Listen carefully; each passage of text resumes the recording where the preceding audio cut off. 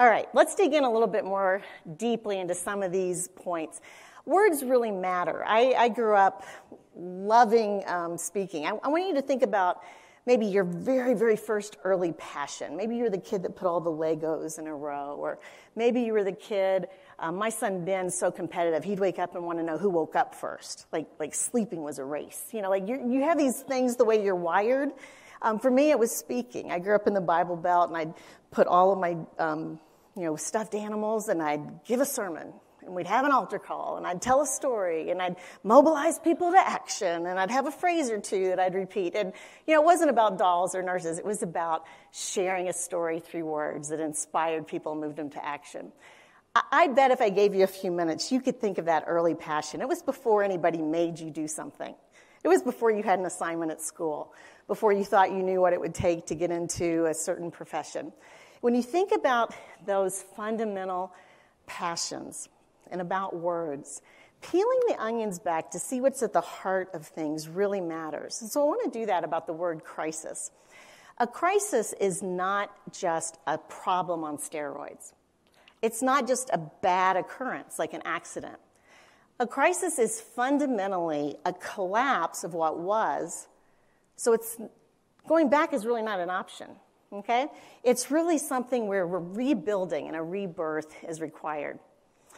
In Greek, the word krisos, the root of crisis, is actually choice. You have a choice.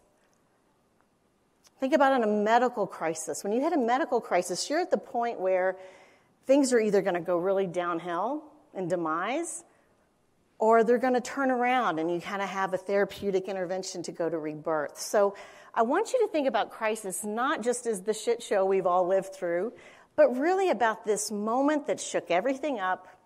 What we knew to be true collapsed. It was complex. It wasn't just a problem to fix.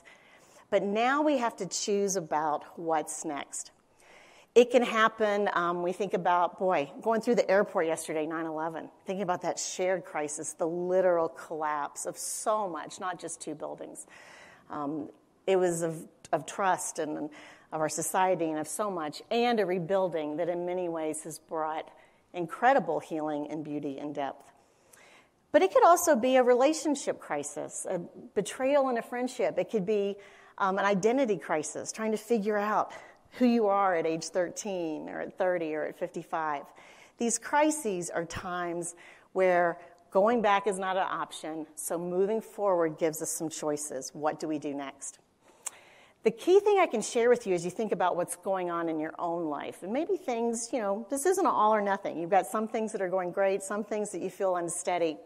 But one thing we've learned in the last year is that if we approach a crisis like something we can win, like a chess game, that where there are rules and they're consistent and there's a win, lose, or draw, that is a recipe for madness, right?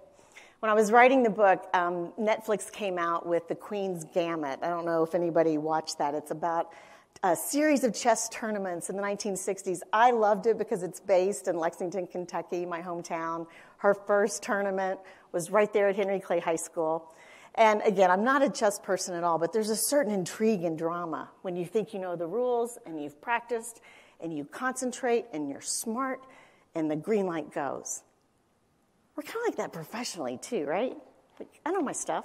I've prepped. This is not my first rodeo. I know the checklist for a great event. I know the checklist for great client relationships.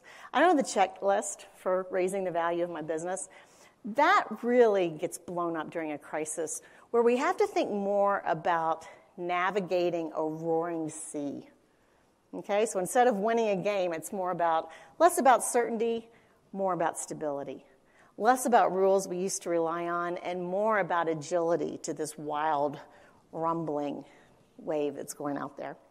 So as we talk about the different types of crises and how that may show up in your life and your business, I want you to go back to thinking in your mind, that mental model of what am I really up against? Am I thinking about charging the hill? Am I thinking about winning the game? Instead, I want you to kind of shift that and think about how am I riding this tidal wave? It could knock me over at any moment. And maybe I could surf it. Maybe I could get solid.